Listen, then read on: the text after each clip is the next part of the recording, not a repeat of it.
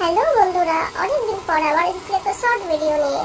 তো দেখো, আজকে আমাদের এখানে আজকে না বেশ কিছুদিন ধরে খুব বৃষ্টি হচ্ছে। বৃষ্টির জন্য আমার গাছগুলোর কি অবস্থা দেখো, প্রচন্ড বৃষ্টি হচ্ছে। বৃষ্টি সবারই ভালো লাগে, কিন্তু গাছের ক্ষেত্রে অতিরিক্ত বৃষ্টি খুবই ক্ষতিকারক।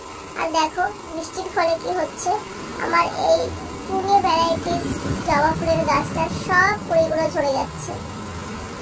কালকে অনেক কুড়ি ছিল, আর আজকে দেখো সমস্ত কুড়ি ঝরে ঝরে নদীতে পড়ে যাচ্ছে। যাই করছি কিছুতেই কিছু করতে পারছি না। তোমরা যদি কেউ জানো প্লিজ আমাকে একটু জানিও, এইভাবে কিভাবে গাছটাকে আমি আর একটু যত্ন করে অনেক ফুল পেতে পারি। আর এদিকে আছে আমার সব জবা ফুলের গাছ, একটা দুটো করে মোটামুটি 12টা ভ্যারাইটিস আছে জবা ফুলের। আর দেখো জবা ফুলের গাছে পোকা ধরে যাচ্ছে, মানে পাতার মধ্যে গুটিয়ে গুটিয়ে পোকা যেগুলো থাকে সেইগুলো হয়ে যাচ্ছে। এটা হচ্ছে আমার কাঠটগরের গাছ, যেটা আমি ডাল লাগিয়েছিলাম, কেটে হয়েছে।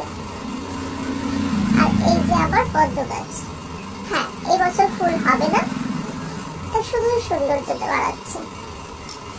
বীজ থেকে করেছিলাম তো তাই।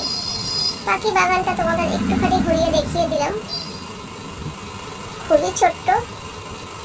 এই গাছটা আমার কাছে খুব ভালো লাগে। আর নয়নতারা গাছের তো ফুলের কোনো অভাবই হয় না।